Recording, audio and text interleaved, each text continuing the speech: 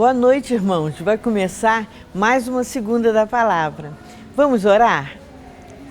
Senhor Deus, nós te agradecemos por essa oportunidade singular de nos juntarmos aqui virtualmente para estudarmos a sua palavra. Nós te rogamos uma bênção especial sobre o reverendo Homer, que a inspiração vinda de ti, que ele possa transmitir para cada um de nós e em nós que estejamos preparados para receber a sua orientação nessa noite. Em nome de Jesus. Amém.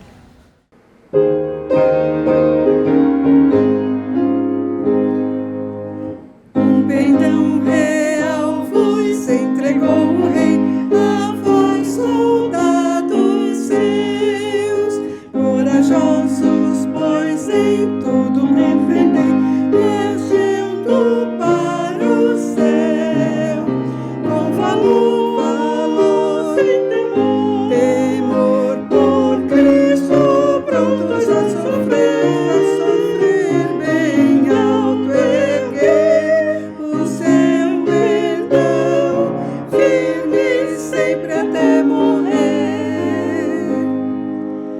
Pois sejamos todos a Jesus fiéis e ao seu real pendão, todos a vitória colhem os lauréis, a ele reinarão com valor,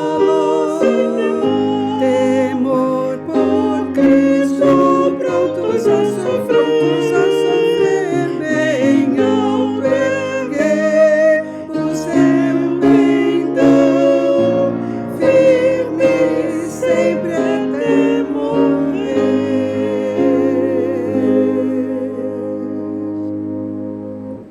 Olá, meus irmãos, bem-vindos de volta para a nossa Segundas da Palavra. Como é bom ter a sua companhia durante todo esse tempo, né? Enquanto estudamos a Palavra de Deus. É sempre uma grande satisfação. A gente está avançando no estudo de 2 Samuel. Chegamos hoje ao nosso oitavo estudo, né? Às vezes a história, a gente pensa assim, vamos pegar 2, 3 capítulos para ver se adianta, mas o impacto da palavra de Deus é tão poderoso que às vezes a gente não consegue terminar nem mesmo um capítulo, né? Mas hoje nós vamos entrar numa história nova, uma nova fase. Vamos lembrar, primeira fase, primeiro período da história de Davi. Davi, ele reina em Hebron, reina na tribo de Judá. Sobre a tribo de Judá, os anciãos da tribo de Judá o estabelecem como rei. Ele sai de Ziclag, ele volta e ali durante 7 anos ele reina naquela tribo. No restante de Israel nós temos Isbosete, filho de Saul, reinando, sendo que ele foi ordenado por Abner, que era o general do exército. Então nós temos um governo em Judá, através dos anciãos de Judá, e um governo nas outras tribos através da influência de Abner, que era o general do exército, o comandante do exército de Saul, para que mantivesse a descendência de Saul. É claro que a gente pode dizer isso, então vai falar assim, Davi era o legítimo, Isbosete o ilegítimo. Não, na verdade Isbosete é o descendente de Saul, ele é o herdeiro do trono. Na verdade o trono era por direito, digamos assim, de herança dele. Mas Israel vive uma teocracia e a vontade do Senhor é quem deve prevalecer, não a vontade dos homens. Os anciãos, eles deveriam ser aqueles que fossem refletir a vontade do Senhor, né? Então a gente percebe claramente depois, na segunda fase, passa essa primeira fase, passados os 7 anos, Isbosete morre, Abner morre, e todos os anciãos declaram isso, que eles sempre souberam, nunca deixou de ser declarado, que a vontade do Senhor era que o reinado passasse a Davi. É muito interessante essa história, porque nós vamos perceber que ao mesmo tempo que Deus dá sinais claros. O próprio Saul, o próprio Jonatas, os soldados, os capitães dos dois exércitos, o povo no estrangeiro, ou seja, não havia um lugar sequer que não houvesse uma declaração claríssima de que a vontade do Senhor era que o reinado passasse a Davi. Então, bastava as pessoas seguirem a vontade. Mas parece que quem menos tinha vontade de ocupar aquele trono era o próprio Davi, pois apesar de ser perseguido, ele sempre honrou Saul, ele teve várias vitórias, oportunidades até mesmo de tirar a vida de Saul, porém ele manteve a honra e respeitou o rei Saul até o dia da sua morte, e mesmo depois ele chorou a sua morte, ele procurou fazer bem a descendência, e nós já vimos que inclusive a Mefibosete, filho de Jonatas, ele trata, ele devolve a herança, ele faz questão de mostrar que o legado de Saul não deixou de ser valorizado e honrado na sua vida. Passa então a segunda fase, em que Davi, ele agora se torna o rei sobre todas as nações de Israel, e para isso ele precisa estabelecer o seu reinado. E ele faz isso de que forma? Ele vai até a cidade de Jerusalém, terra dos jebuseus, ele conquista essa cidade, conquista de uma forma bastante intensa, constrói a cidade, edifica interna e externamente a cidade, faz ali a sua capital, o seu local, aonde ele vai treinar, capacitar a sua equipe para que a partir dali toda a nação de Israel possa receber o devido comando. Ele mostra, através da honra dada a Mefibosete, aos descendentes de Saul, ele mostra que a sua justiça será uma justiça baseada não em vingança, mas em estabelecer a vontade do Senhor. Ele guerreia contra os inimigos ao seu redor e consegue várias vitórias. Em outras palavras, Davi ele tem o reconhecimento interno, tem o seu local de governo estabelecido, ele alcança o favor e a graça de toda a nação de Israel, e inclusive externamente, quando Irão, rei de Tiro, lhe presenteia com um palácio, trazendo de Tiro tanto os cedros quanto os carpinteiros, os edificadores, os pedreiros, todos que fizessem aquele palácio. Davi ganha então uma expressão internacional. Ele agora é o rei de Israel, reconhecido por todas as nações. Na última semana nós vimos que uma situação bastante interessante acontece quando Davi, em gratidão a Naás, que era rei dos Amonitas, quando ele estava fugitivo e lhe deu acolhida, tratou ele bem, com dignidade, Naás falece e seu filho Hanum assume o seu lugar.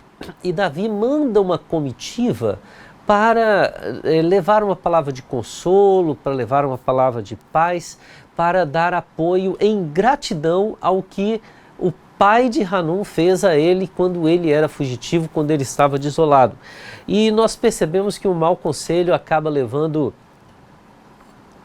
Hanum a tratar de forma indigna aqueles enviados, aquela comitiva, e ele corta metade da barba, ele corta metade da roupa até a região das nádegas daqueles homens e os envia de forma humilhante, e isso causa uma guerra.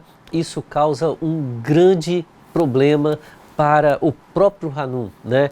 Davi se levanta e primeiramente ele honra os seus soldados, impede que eles cheguem em casa daquela forma, que eles sejam vistos na sua humilhação, mas depois declara a guerra. Bom, a história de hoje começa nesse contexto. Veja bem, decorrido um ano, no tempo em que os reis costumam sair para a guerra, Davi enviou Joabe, seus oficiais e todo Israel. Eles destruíram os filhos de Amon e sitiaram a cidade de Rabá, mas Davi ficou em Jerusalém.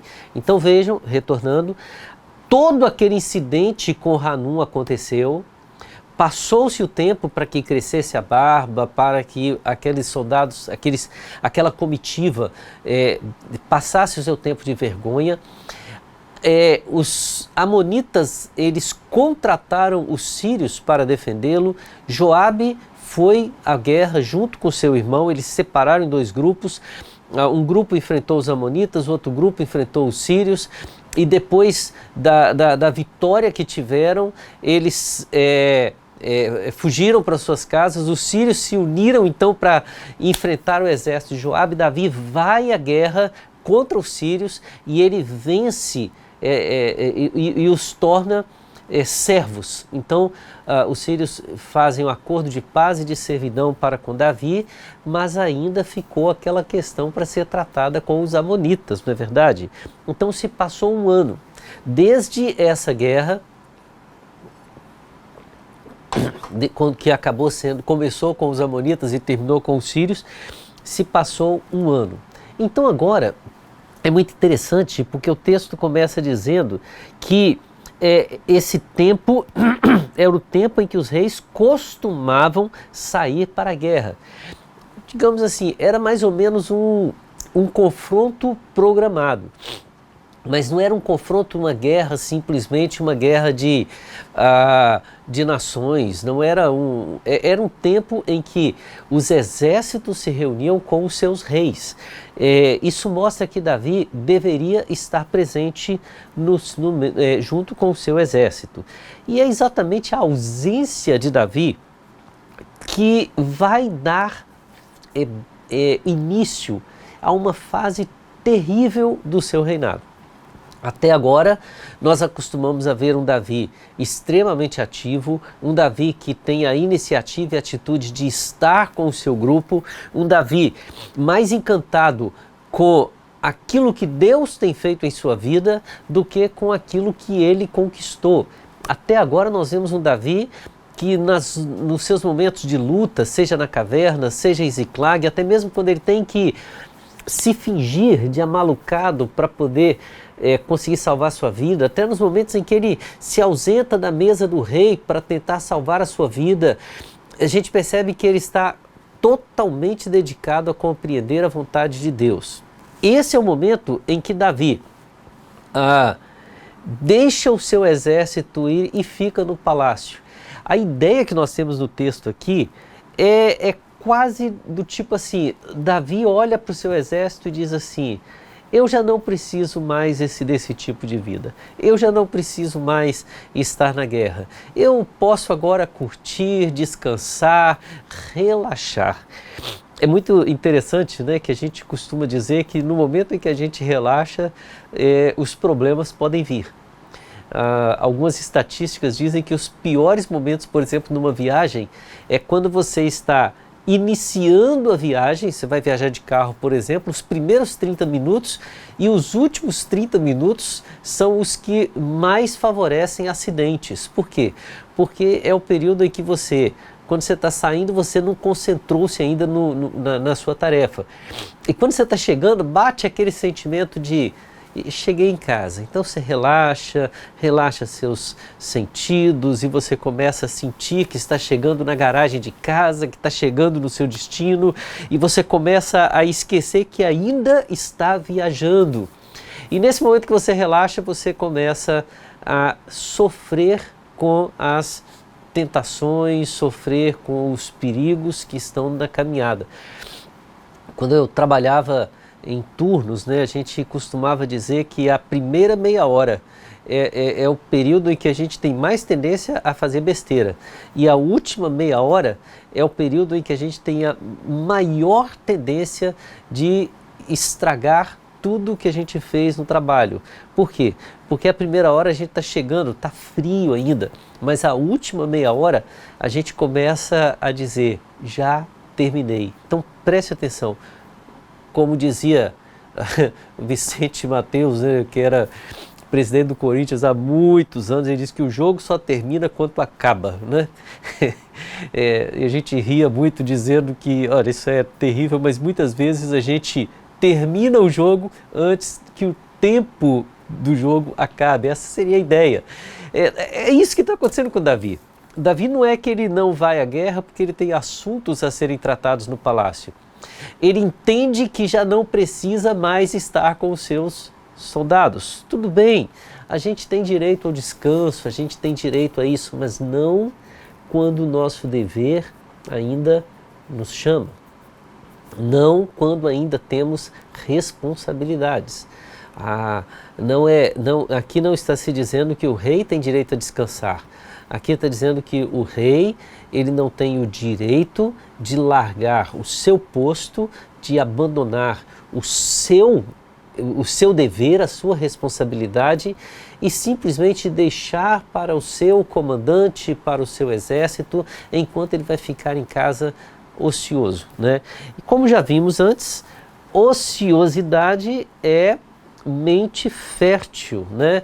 É facilidade para criatividade, para observar as coisas. E o que Davi observa? É muito interessante o relato, né? Porque o relato mostra um Davi extremamente à vontade e solto enquanto o seu povo está em guerra.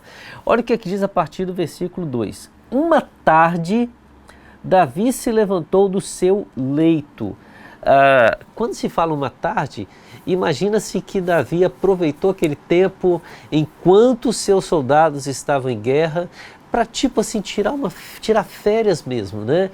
Ele foi para sua sesta, ele foi descansar, acordou, estava de pijamão ainda, plena tarde. Não era o horário do rei estar dormindo, era o horário do rei estar trabalhando, era o horário de estar em serviço, né? E o que o rei fez naquela tarde? Se levantou do seu leito e andava passeando no terraço do palácio real. A ideia dele ir para o terraço aqui é a ideia dele, ele está satisfeito, ele está contemplando a grandeza de tudo aquilo que era a sua vida. Irmãos, a ideia que nós temos nesse texto agora é a ideia de um Davi extremamente relaxado, extremamente descansado, extremamente despreocupado e extremamente orgulhoso de ter chegado aonde chegou. Davi conseguiu sair dos pastos aonde ele cuidava das ovelhas. E o caçula era aquele que nem seu pai acreditava que poderia ter um futuro, pelo menos pela idade, coisa assim, e se tornou o rei de Israel com um palácio suntuoso, um tempo de paz, de tranquilidade, e ele estava tão feliz com tudo aquilo que ele esqueceu que o seu exército estava em guerra. O que acontece então? Ele estava ali passeando no terraço e dali viu uma mulher que estava tomando banho. Ela era muito bonita. Então o que ele fez? Ele mandou perguntar quem era e lhe disseram: é Batseba, filha de Eliã e mulher de Urias o Heteu. Vamos gravar aqui. Se ele está no horário de trabalho, dormindo, e se ele está desatento, tranquilo, orgulhoso, passeando pelo palácio enquanto o seu povo está em guerra, ele agora consegue contemplar coisas que, se sua mente estivesse ocupada com outras coisas, ele não contemplaria. É claro que eu já vi várias mensagens da pessoa dizendo assim: o que aquela mulher estava fazendo tomando banho, né, num lugar visível. Veja bem, Davi está num local bem alto e provavelmente naquele momento ela não está fazendo algo para atrair a atenção do rei. Então não vamos mudar o foco. O foco aqui é: o rei está contemplando a grandeza do seu reino e ele contempla aquela mulher que naquele momento estava... não sabemos como é que era esse local, o que estava acontecendo, mas ela estava ali no banho e ele olhou para ela e disse: ela é bonita. Então ele vai e pergunta quem é e afirmam para ela. Veja, é um ato consciente. Ele procura informações e ele sabe exatamente que ela é Batseba, que ela é filha de Eliã, e quando se cita o nome do pai, provavelmente alguém que tenha uma certa importância na região, e diz que ela é mulher de Urias o Heteu. Quem é Urias? Vamos saber mais dele aqui. Mas Urias, podemos afirmar, um soldado fiel de Davi que está na batalha, onde o rei deveria estar. Então Davi, ele olha para esses mensageiros e manda que ela venha ao encontro dele. Davi mandou mensageiros que a trouxessem, ela veio e o texto diz que ela se deitou com ele, ou ele se deitou com ela, né? Então, duas coisas precisam ser bem identificadas aqui. Primeiro que Davi não está fazendo algo momentâneo, não foi algo assim tipo, aconteceu. Ele viu, ele perguntou quem era, ele foi informado de quem era, ele sabia que era a esposa de um dos seus soldados que estava na batalha, ele manda chamá-la, então ele envia mensageiros. O ato foi planejado, foi um ato consciente, foi um ato planejado, e no momento em que aquela mulher, ela foi informada que o rei estava chamando-a, ela imediatamente veio. Então foi um ato que ela também desejou. E quando diz aqui que ele dormiu com ela, não está dizendo aqui de algo que não tenha sido também aprovado por Batseba. Então foi algo que surgiu daquele momento e se tornou desejável para os dois. O texto vai continuar de uma forma muito interessante, dizendo: a senhora Batseba tinha acabado de se purificar da impureza da menstruação. Depois ela voltou para casa. A mulher concebeu e mandou dizer a Davi: estou grávida. Isso nos faz perceber uma intenção secundária agora de Batseba. É como se estivesse dizendo: o rei a desejou e ela viu nesse desejo uma grande oportunidade. Aos olhos de Davi, ele iria ter apenas mais um caso com uma mulher e mandá-la embora, né? Afinal de contas, ele, como rei, ele acha que isso não teria problema, até porque o marido dela estava no campo, estava no trabalho. Para ela, porém, ela sabia que tinha pouco tempo que tinha terminado o seu ciclo menstrual e ela sabia que poderia se engravidar. Então ela viu naquilo uma oportunidade, ela viu como um ato proveitoso. Volta para casa e assim que ela identifica e sabe que está grávida, ela manda informar ao rei Davi. Ora, tudo isso fruto daquele momento em que Davi descansava. Davi deixou o seu trabalho, Davi deixou suas obrigações. Veja bem, deixa eu repetir aqui. Não era um tempo de descanso, era um tempo de omissão. Davi se omitiu do seu papel, da sua função como rei, para ficar na ociosidade. E isso foi a armadilha para que ele encontrasse um grande problema. O que era para ser apenas um momento de prazer, se tornou para ele um grande problema. E qual foi o problema que o rei teve? Então nós vamos começar agora a partir do versículo 6. Então, o que diz o versículo 6? Diz que a mulher chega, Batseba diz para Davi: olha, eu estou grávida. Então Davi enviou mensageiros a Joabe dizendo: mande-me Urias o heteu. O que Davi pensa? Meu Deus, vamos trazer isso para o que eu fiz e o que eu vou fazer.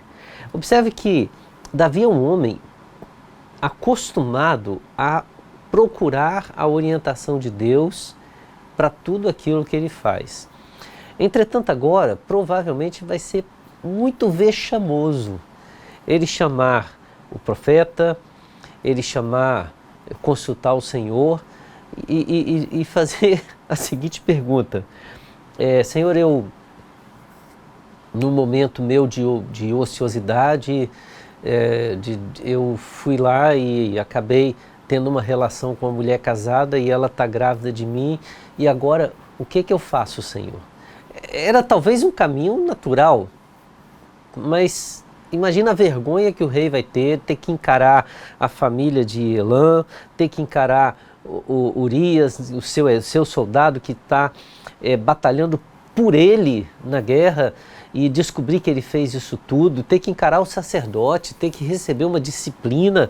Às vezes a gente tem muita dificuldade de expor as nossas fraquezas, os nossos problemas. É interessante que não era para ser isso algo comum a Davi. Davi é chamado de o mavioso salmista de Israel, quer dizer, ele é aquela pessoa que expõe os seus sentimentos em salmos, ele faz de tudo uma canção.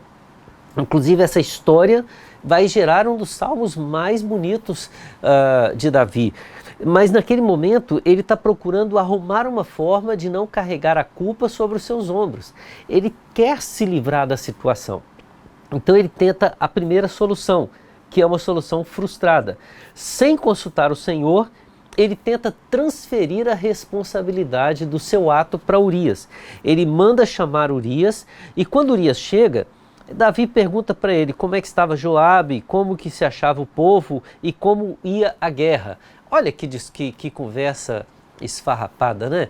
Ele chama a pessoa e fala assim, olha, eu pedi para Joabe te mandar aqui, porque eu gostaria de ter informações sobre Joabe, sobre o povo e sobre a guerra. Vamos lá, Urias não é mensageiro, Urias é um soldado. O papel de Urias é bem definido no campo de batalha. Ele não é aquele que leva e traz as mensagens. Aliás, se Davi quisesse de fato saber alguma coisa sobre a batalha, a pessoa que foi informar a Joabe é quem deveria trazer as informações, e não Urias. Entretanto, Urias vem por mandado do rei, né? E ele vai receber a seguinte orientação, né? Depois Davi disse a Urias, vá para casa, descanse. É como se estivesse dizendo assim, Urias, eu te trouxe para saber como é que está a batalha. Agora que você já me informou que Joabe está bem, que a batalha está indo bem, que nós estamos indo bem, está tudo tranquilo. Então faz o seguinte, vai para sua casa, descansa essa noite, passa um tempo lá com a sua mulher, não é? E depois você volta para a batalha, que já deu a informação que eu queria. O que ele não contava é que Urias, apesar de ser de outra nação, ele era dos filhos de Et, né? Ele era eteu. Ele era mais fiel ao rei e à lei, ao Senhor, do que o próprio Davi estava sendo. O que o texto diz? Que Urias, ele não foi para casa, ele dormiu junto ao portão do palácio com todos os servos do rei. Ele não foi para casa. E falaram para o rei, olha, Urias não desceu para casa não, Urias não foi dormir com a esposa dele não. Urias ficou ficou na porta do palácio, né, no portão, dormiu no meio dos servos. Ele não quis, ele se recusou a ir. Então Davi ficou indignado e chamou Urias. Disse assim, por que você não foi para casa? Você não vem de uma viagem? Você não está com saudade? Você não está... E Urias responde, olha, meu senhor, a arca que representa a presença de Deus, Israel e Judá, que são o povo que o Senhor reina, eles ficam em tendas. Joabe, o meu senhor, que é o comandante do exército a quem eu sirvo, e os servos do meu senhor, que são os soldados de onde ele foi tirado, estão acampados ao ar livre. Como poderia eu, que estou no meio de uma missão, em uma batalha, em um contexto de guerra, como que eu poderia ir para casa, comer, beber e me deitar com a minha mulher? Juro pela vida do rei que eu não faria tal coisa. Não sei se você percebe, mas olha só. Tudo que Davi fez, Urias demonstrou. Enquanto o seu povo, meu rei, está na guerra, enquanto a arca do Senhor está na guerra, enquanto todos estão lutando e acampados ao ar livre, Davi estava descansando no palácio, Davi estava pouco se importando com a guerra e cuidando dos seus prazeres, da sua própria vontade. Eu quero dar uma pausa aqui para trazer muito para os nossos dias, porque muito da nossa religiosidade, ela nos leva a esquecer que a nossa missão como servos do Senhor ainda não foi concluída. Muitas vezes a gente tem como igreja buscado os prazeres do mundo, ao invés de entendermos a missão que o Senhor tem para nós. Então a gente tem que tomar muito cuidado. A postura de Urias é uma postura de um soldado que está em batalha mesmo estando no palácio. A postura de Davi é a postura de um rei que deveria estar na batalha, mesmo no palácio. Porém, ele se admirou mais do palácio do que da própria batalha, da guerra que ele estava disputando. Então, Davi não deu certo, não conseguiu transferir a responsabilidade, ele precisa arrumar outra forma. E qual é a outra forma que ele fala? Ele diz assim: então fique aqui ainda hoje, amanhã eu o mandarei de volta. E Urias ficou em Jerusalém aquele dia e o seguinte: Davi o convidou para comer e beber com ele, e o embebedou. À tarde Urias saiu e foi deitar-se no seu leito, na companhia dos servos de seu senhor. Ele não foi para casa. Davi agora ele apela, ele chama Urias para compartilharem da mesa e vai enchendo, vamos trazer o trecho de hoje, enchendo a cara de Urias, e Urias fica bêbado. E ele acredita que agora, ele estando fora de si, fora da sua consciência, ele vai esquecer da responsabilidade dele, ele vai esquecer que a arca, que Joabe, que o povo, os soldados estão na guerra, que os servos de Davi estão na guerra, e ele vai se direcionar para casa e ele nem vai saber o que fez aquela noite. Entretanto, nem bêbado, Urias deixou de ser fiel às suas convicções, nem sendo embebedado, ele deixou margem para transferir a responsabilidade de Davi para si. Não tem outro jeito então. Do versículo 14 até o versículo 25, Davi então trama uma das suas mais cruéis atitudes, uma das atitudes mais cruéis que ele poderia tomar. Aparentemente Urias ele não era treinado para enfrentar, para o fronte da guerra. Então Davi manda uma carta nas mãos de Urias para ser entregue a Joabe. E na carta está dizendo: ponham Urias na linha de frente, onde o combate for mais intenso. Depois deixem-no sozinho, para que seja ferido e morra.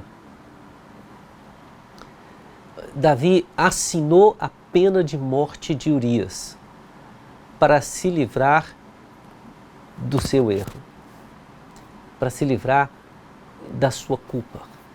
Percebam, Davi fez tudo errado e culpou Urias.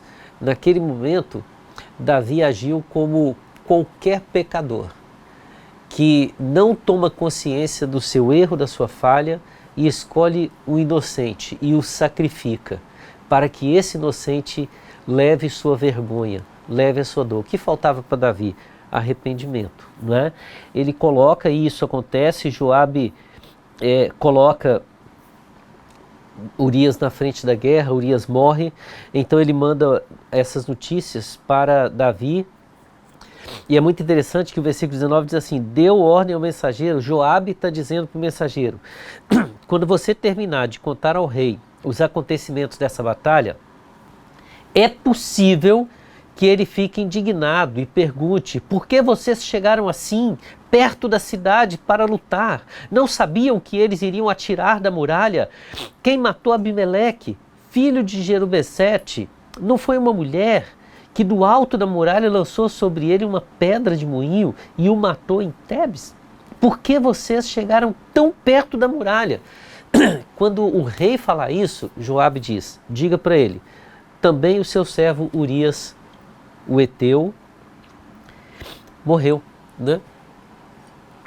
Ou seja, quando o rei fica indignado, fala assim: Urias morreu. Urias morreu vai ser o calmante de Davi. É como se tivesse deixado bem claro ali para aquele mensageiro: tudo o que fizemos, fique sabendo, foi para que Davi tivesse a alegria de ver o marido de Batseba morto. É duro isso, porque não foi só Urias que morreu naquela batalha. A estratégia de Joabe teve que ser alterada por causa da ordem de Davi, e outros morreram por causa dessa ordem, né? E tudo isso para alegrar o coração de alguém que pecou, que falhou, cometeu um ato injusto, não foi só Davi, Batseba também cometeu o mesmo erro, e para justificar e para esconder o erro deles, eles levaram pessoas à morte. Pessoas à morte. Quando o mensageiro conta, é interessante que ele não reage do jeito que Joabe pensou, e Davi manda o mensageiro voltar a Joabe e dizer assim: diga a Joabe que não encare isso como mal, porque a espada devora tanto este como aquele, que ele intensifique o seu ataque à cidade até conquistá-la. Quanto a você, encoraje Joabe. Tudo está resolvido. Tudo está resolvido. Agora vamos em frente. Siga a batalha. Vença a guerra. Volte como herói. E eu vou fazer uma outra atitude aqui, porque infelizmente agora Batseba é viúva, não é verdade? Então o problema está resolvido. O que o texto diz? Quando a mulher de Urias soube que seu marido era morto, ela chorou. Ela não sabia o que Davi havia tramado até então. Passado o luto, Davi mandou buscá-la e a trouxe para o palácio. E ela se tornou a sua mulher e lhe deu um filho. Porém isso que Davi havia feito pareceu mal aos olhos do Senhor. Gente, parecia uma estratégia perfeita, não é? Davi agora honrando o seu soldado, ele traz a sua esposa para o palácio e resolve cuidar dela.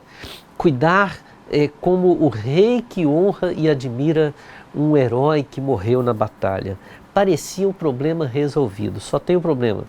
O Senhor não se agradou do que Davi havia feito. E o capítulo 12, ele vai mostrar o ato disciplinar do Senhor.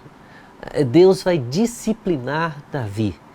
E é muito interessante porque nós poderíamos separar isso aqui em 5 pontos. Do versículo 1 ao versículo 4, nós vemos que Deus faz isso de uma forma estratégica. Até então, lembre, Davi está tranquilo, o problema foi resolvido. Natan vai a Davi e diz assim: havia numa cidade 2 homens, um rico e outro pobre. O rico tinha ovelhas e gado em grande número, mas o pobre não tinha coisa nenhuma a não ser uma cordeirinha que havia comprado. Ele a criou, ela cresceu em sua casa junto com seus filhos, comia da sua comida e bebia do seu copo, dormia nos seus braços e ele a tinha como filha. Certo dia chegou um viajante à casa do homem rico e este não quis pegar uma das suas ovelhas ou um dos seus bois para dar de comer ao visitante que havia chegado. Em vez disso, pegou a cordeirinha do homem pobre e a preparou para o homem que havia chegado. E é interessante que quando Davi ouviu isso, Davi se encheu de furor, acendeu contra aquele homem e disse a Natan: tão certo como vive o Senhor, o homem que fez isso deve ser morto, e pela cordeirinha restituirá 4 vezes, porque fez uma coisa dessas e porque não se compadeceu. A ira de Davi, né? Imediatamente então vem o julgamento. Uma vez que agora Davi decretou a sentença contra aquele homem, vem o julgamento de Deus, né? Porque Deus olha, Natan agora olha para ele e diz assim: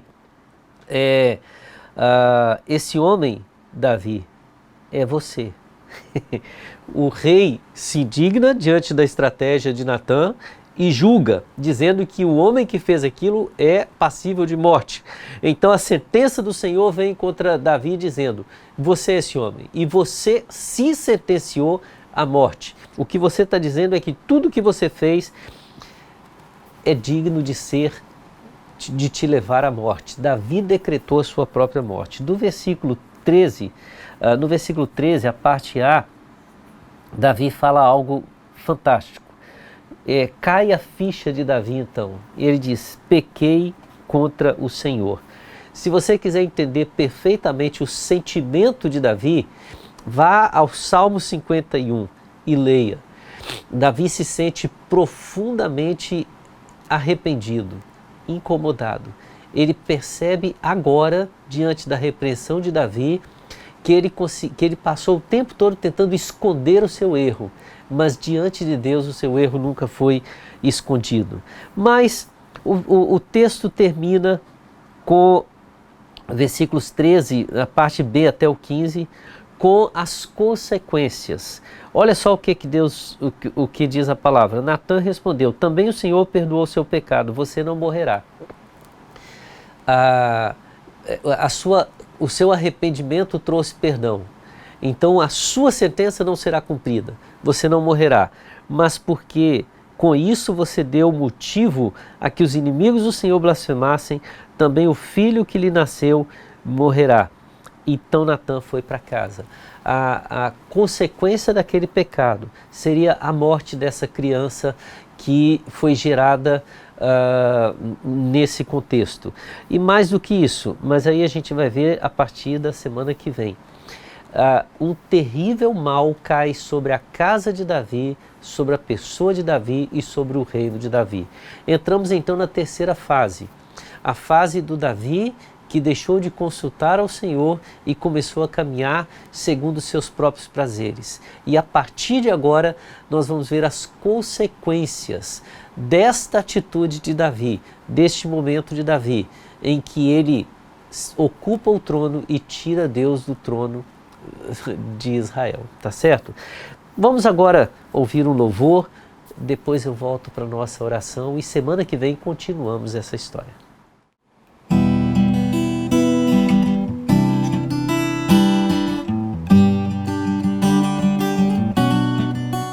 Nós estamos aqui tão sedentos de Ti. Vem, ó Deus, vem, ó Deus, enche este lugar. Meu desejo é sentir Teu poder, Teu poder.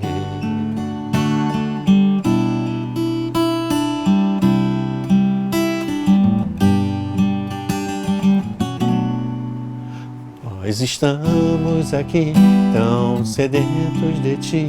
Vem, ó Deus, vem, ó Deus, enche este lugar. Meu desejo é sentir Teu poder, Teu poder. Então vem me incendiar. Meu coração é Teu altar. Quero ouvir o som dos céus, Tua glória contemplar. Então vem me incendiar. Meu coração é o Teu altar. Quero ouvir o som do céu, Tua glória contemplar.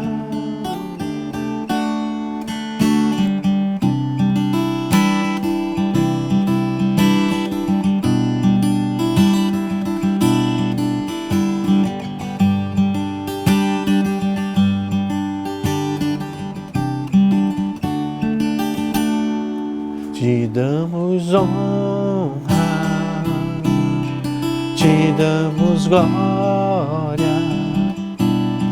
Teu é o poder,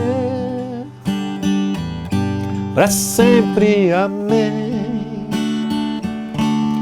Te damos honra, Te damos glória. Teu é o poder, para sempre, amém. Então vem me incendiar. Meu coração é o Teu altar. Quero ouvir o som do céu, Tua glória contemplar. Então vem me incendiar. Meu coração é o Teu altar. Quero ouvir o som do céu, Tua glória contemplar.